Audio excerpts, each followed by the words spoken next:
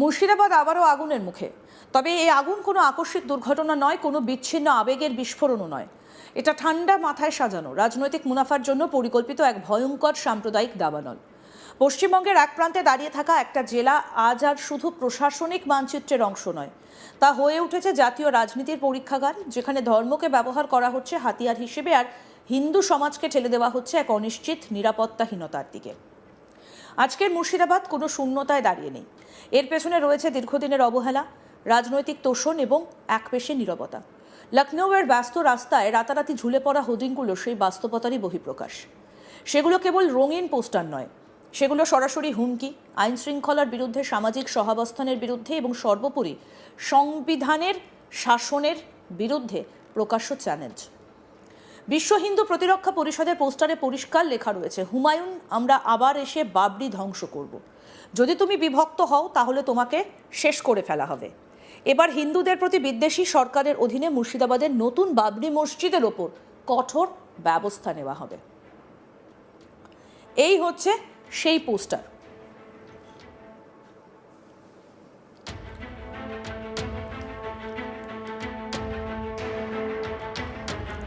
বিশ্ব হিন্দু রক্ষা পরিষদের ঘোষিত 10ই ফেব্রুয়ারির মুর্শিদাবাদ অভিযান কোনো সাধারণ সাংগঠনিক কর্মসূচি নয়। এটা একটা রাজনৈতিক বার্তা, যার ভাষা, ছবি এবং শব্দচয়ন পরিকল্পিতভাবে উস্কানিমূলক। হোর্ডিংয়ে নিউ বাবরি শব্দের ব্যবহার নিছক আবেগের ফল নয়, এটা হিন্দু সমাজের স্মৃতিতে গেঁথে থাকা এক যন্ত্রণাদায়ক ইতিহাসকে ইচ্ছাকৃতভাবে সামনে এনে দাঁড় করানো। পশ্চিমবঙ্গ সরকারকে অ্যান্টি হিন্দু আখ্যা দেওয়া, মুখ্যমন্ত্রী মমতা বন্দ্যোপাধ্যায়কে সরাসরি টার্গেট করা, সব মিলিয়ে এটা কোনো প্রতিবাদ নয়, এটা এক ঘোষিত সংঘাতের ভাষা। এই হোর্ডিংগুলোর ভিজুয়াল ভাষা আরও বিপজ্জনক। একদিকে ভগবান শ্রীরাম, অন্যদিকে এক নির্বাচিত বিধায়ককে বাবরের ছদ্মবেশে দেখানো। এটা নিছক কটাক্ষ নয়, এটা ইতিহাসের ক্ষতকে খুঁচিয়ে রক্ত বের করার রাজনৈতিক কৌশল। প্রশ্ন উঠছে, এই ধরনের প্রতীকী উস্কানি কি আদৌ বাক স্বাধীনতার মধ্যে পড়ে, নাকি এটা সরাসরি সাম্প্রদায়িক উত্তেজনা ছড়ানোর অপরাধ? লখনৌ থেকে মুর্শিদাবাদ এই ভৌগোলিক দূরত্ব নিজেই প্রমাণ করে এই রাজনীতি স্থানীয় নয়, এটি রপ্তানি করা সাম্প্রদায়িক উত্তেজনা। উত্তরপ্রদেশের রাস্তায় দাঁড়িয়ে পশ্চিমবঙ্গের একটা জেলাকে নিউ বাবরি ঘোষণা করার সাহস দিচ্ছে কারা?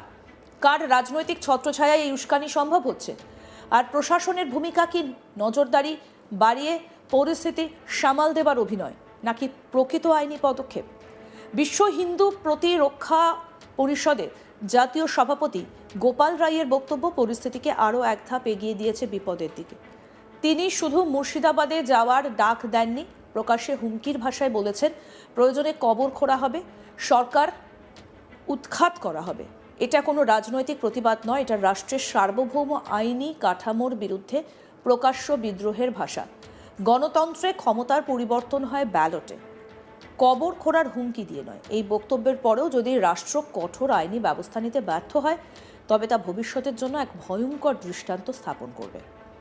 কি বলেছেন বিশ্ব হিন্দু প্রতিরক্ষা পরিষদের জাতীয় সভাপতি গোপাল রায়, শুনব।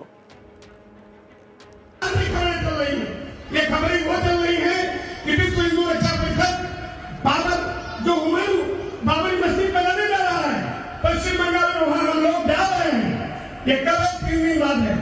आज आधे कल 10 को हम लोग पूछ कर रहे हैं। जो भी आप लोगों के पश्चिम बंगाल के लोग हैं, उन लोगों से भी मैं सहयोग करूंगा, जनसंख्या बढ़ाएं, क्योंकि अभी हमारे वहां के स्वामी विशाखानंद महाराज ने ममता का विरोध किया। 2000 लोगों को लेकर के हमारे संगठन के प्रदेश अध्यक्ष थे, खूब लाठीचार्ज हुआ। কিন্তু এই সাম্প্রদায়িক দাবানলের অপর প্রান্তে দাঁড়িয়ে চরিত্রটিও কম বিপজ্জনক নয়। হুমায়ুন কবির, যাকে তৃণমূল কংগ্রেস সাসপেন্ড করেছে ঠিকই, কিন্তু যার বক্তব্য এবং কর্মকাণ্ড বহু আগেই রাজ্যের রাজনীতিকে বিষাক্ত করে তুলেছে। বাবরি মসজিদের নামে মসজিদ নির্মাণের ঘোষণা, 6 ডিসেম্বরের মতো প্রতীকী তারিখ বেছে নেওয়া, লক্ষাধিক মানুষের সমাবেশ, এই সব কিছু কি কাকতালীয়, নাকি এটি সচেতনভাবে সংঘাতের মঞ্চ প্রস্তুত করার অংশ? এই বিষয়ে হুমায়ুন কবির বলেন, বিশ্ব হিন্দু রক্ষা পরিষদ 11 তারিখ বেলডাঙ্গা এসে বিক্ষোভ দেখাবে, বাধা দেবে, এটা রাজ্য প্রশাসন দেখবে। আমাদেরও মসজিদ কমিটি ট্রাস্ট তৈরি থাকবে, স্থানীয় মুসলিমরা তৈরি আছে, তারা এনাফ।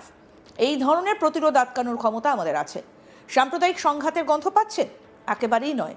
যখন রাম মন্দির হয়েছিল আমরা বিরোধিতা করিনি, বহরমপুরে রাম মন্দিরের শিলান্যাস হয়েছে, কেউ বিরোধিতা করিনি। আমার পুত্র সন্তান হলে তার নাম কি রাখা হবে সেটা ঠিক করার অধিকার আমাকে সংবিধান দিয়েছে। একজন হিন্দু ইট দিতে চেয়েছিল, আমি নিতে রাজি হইনি।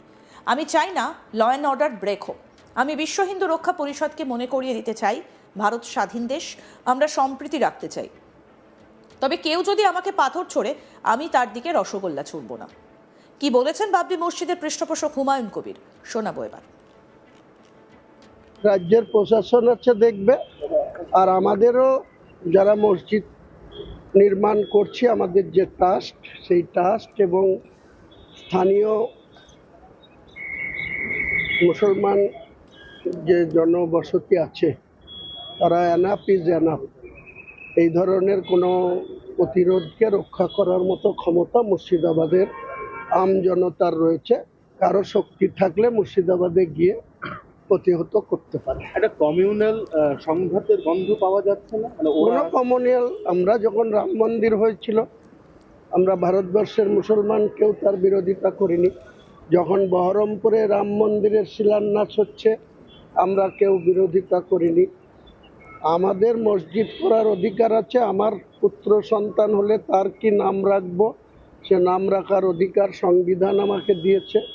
সেই সংবিধানকে সম্মান জানিয়ে ভারতবর্ষের নাগরিক হিসাবে আমি যে মসজিদ করছি, সেই মসজিদের নামকরণ যখন কমপ্লিট হবে তখন কি হবে।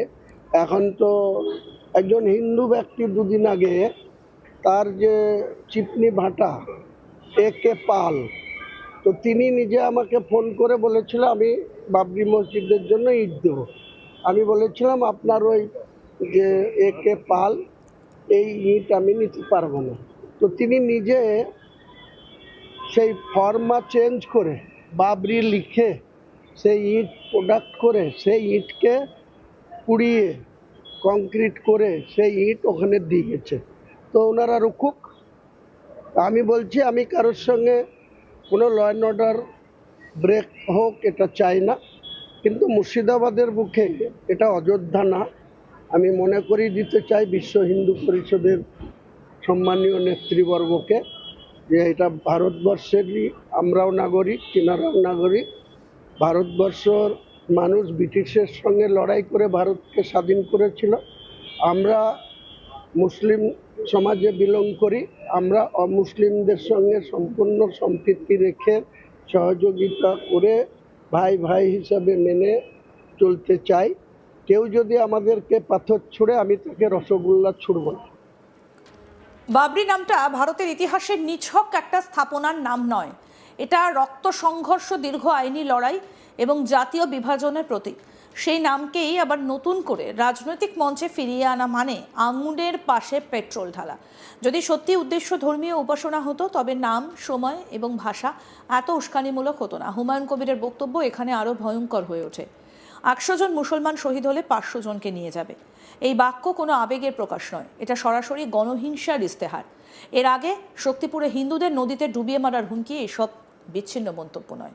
আরও আপডেট পেতে দেখতে থাকুন আজ তাক বাংলা। সাবস্ক্রাইব করুন, নোটিফিকেশন পেতে বেল বাটন অপশন প্রেস করুন।